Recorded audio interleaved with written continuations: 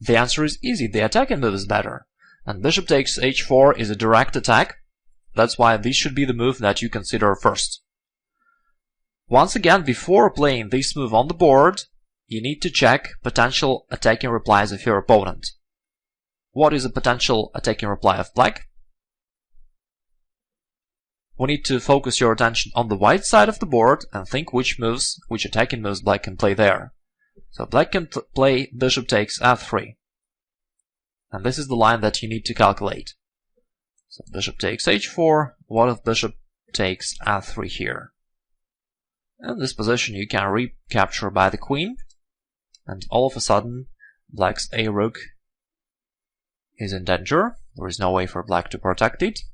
Thus white is winning, and black may not play the move bishop f3. In the game he played knight to f6. Okay, that's not a position when you need to think. How would you play here as white? Focus your attention on the black side of the board and think which attacking moves you can play there. With that in mind, you will find a few options. White can play queen to b5 check, or knight to g5. Well, white can take bishop takes f6, but it doesn't do much, it's just an exchange. You can see that although the position is complex, unbalanced, you can find the right moves very easily if you keep the right focus. After queen b5 check, black probably just can reply queen to d7, covering his king. So that's not a big problem for black. While knight g5 is more aggressive, we're attacking the bishop, and white is potentially putting pressure on the e6 pawn, and this move looks pretty good. Now, of course, you may say that the bishop onto e4 is already protected. That's true, but still in this position the e4 bishop is very powerful. It controls the whole board, it looks at the white's king, and therefore we may say that white is threatening to take the bishop, because it will eliminate black's most powerful piece. For example, if I play any move for black, just any one to see the white's idea, white will take the bishop, f takes, and now let's say f3 to open up the position, and black's situation is very difficult. Probably he's just losing. You see he has no active pieces on the board, and he experiences troubles with his knight and with numerous weaknesses.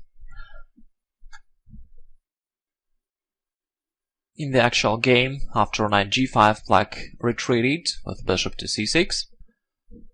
He's covering the b5 square as well, trying to prevent potential queen b5 check. Okay, what should white think about here? What do you think? There are no immediate attacking moves on black's side of the board, therefore white should prepare them. The moves that white may consider here, I think, is maybe e4, because white can play this move using a pin, or maybe c4, and on the next move white will be ready to break through in the center. In the game he chosen the move c4. Now white is ready to destroy the black's position with d5 at some point. Maybe even knight takes e6 first, and then d5 using a fork. As you can see, even here, white still keep his focus on black's position and on the ways to make attacking moves there. Another thing that is important to mention is that here, before playing c4, on the board, you need to check potential aggressive replies of your opponent. For this reason, you need to focus your attention on your half of the board, on white side, and think which moves black can play there. So let's think about that. What if white plays c4? Which attacking moves black can play? On the white side, black can try maybe knight g4 or knight e4. Knight g4 is not dangerous because there is no threat. If black goes knight e4, well, of course there are many things white can do, but at the very least white can play f4, protecting the knight, and it means that this position is safe for white, and you may play c4. So that's how you should think in a real game, before playing moves. If you follow this way, you will prevent blunders, you will avoid them completely, and you will prevent any unpleasant surprise from the side of your opponent. So white played c4, and in the game, black indeed replied knight to e4. Here, as we discussed, at the very least, white can play f4, supporting his knight. But of course, we would prefer to make more aggressive moves, to make attacking moves. And that's why white took the knight.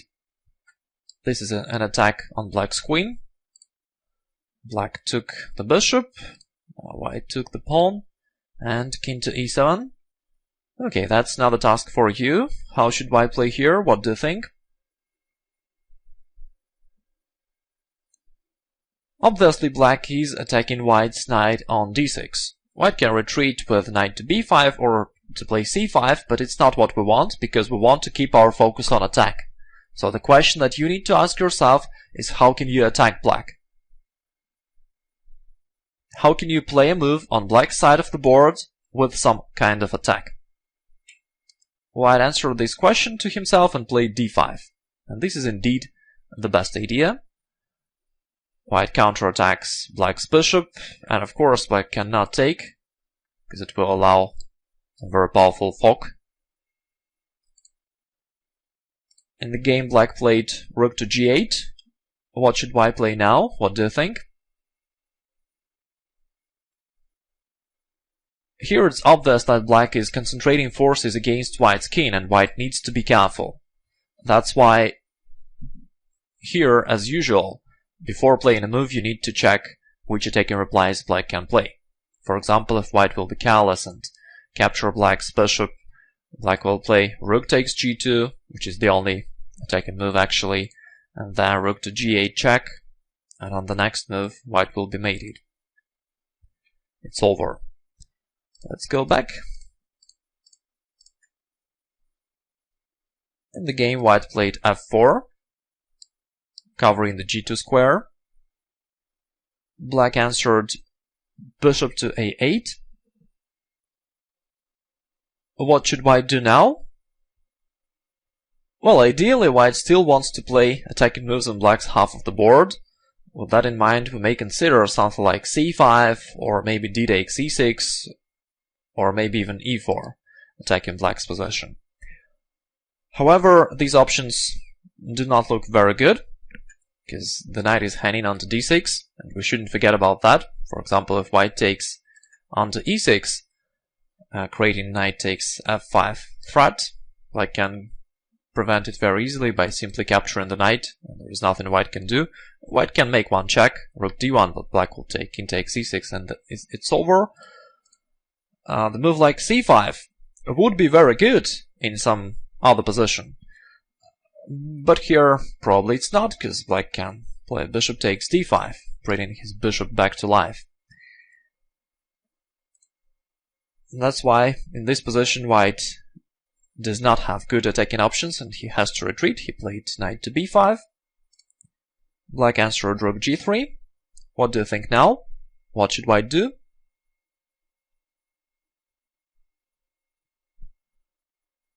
At first sight, it may seem like black has no big threats, because even if he plays rook g8, taking your pawn, you can play rook f2, and you're covered. And that's why it's quite likely that some players would play something like knight to d4 here, attacking black's position. At the same time, as we know, before playing moves on the board, you need to check aggressive replies of your opponent. So let's make this check. If you play knight to d4, now we need to focus your attention on the white's half of the board and think which moves black can play here and which threats black can create here. If you follow this way of thinking, you will find the powerful way for black very easily. Black can go rook g8, taking white's g2 pawn, and after white replies with rook f2, black has another attacking move, rook to h3, and black is winning. It will look like this. And there is no good defense against rook to h1.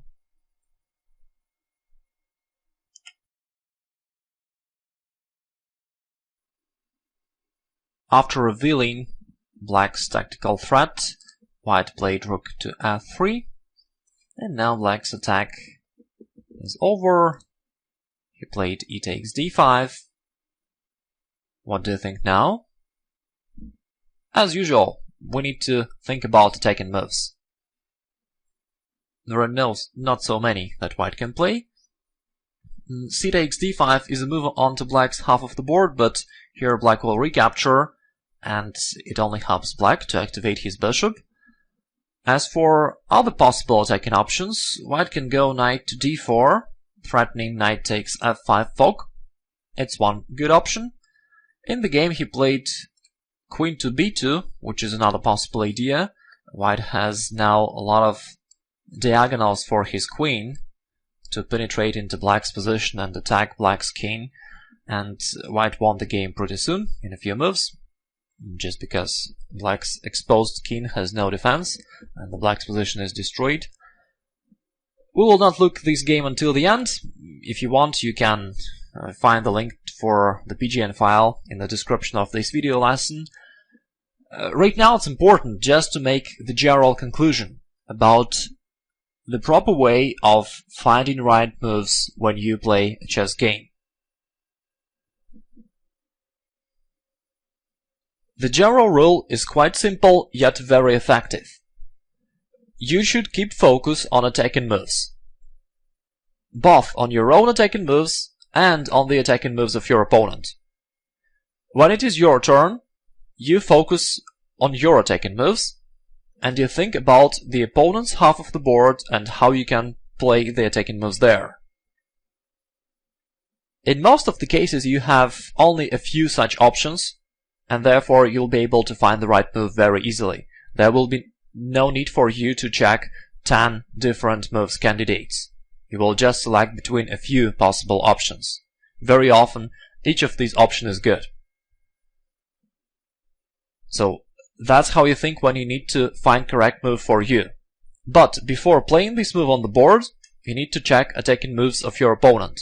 Here you use exactly the same way of thinking, just this time you think from the side of your opponent. And that's why you focus attention on your half of the board, and you ask yourself which attacking moves your opponent can play there.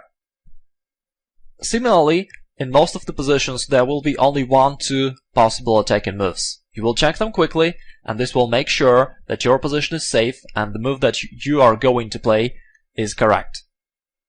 You will avoid blunders, avoid any unpleasant surprises from the side of your opponent, and you will make sure that your results are stable, and you prevent annoying losses when you just overlooked a powerful shot of your opponent.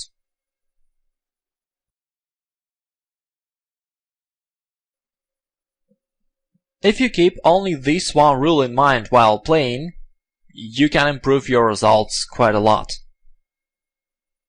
Well, of course, I'm a little bit simplifying the situation because we cannot narrow down the art of playing chess to just one rule. And, of course I cannot cover everything within just one short lesson. If you want to know all of the important things that you need to keep in mind while playing, you can study my course, The Grandmaster's Positional Understanding, where I describe the whole situation. But nevertheless, you shouldn't be deceived by simplicity of this rule. It is very powerful. And if you keep this in mind while observing the games of top grandmasters, you will be able to understand the reasons of moves that they play. And if you play blitz games, this idea will help you a lot, because in blitz you need to play quickly, you don't have time to think about lots of things, and here if you focus your attention on just this one rule, you'll be able to play correct moves most of the times. Well, that's what I wish to you. As usual, you're welcome to write your impressions and your results in comments below the video. Thanks for your attention, I wish you all the best, and talk to you in the next lessons.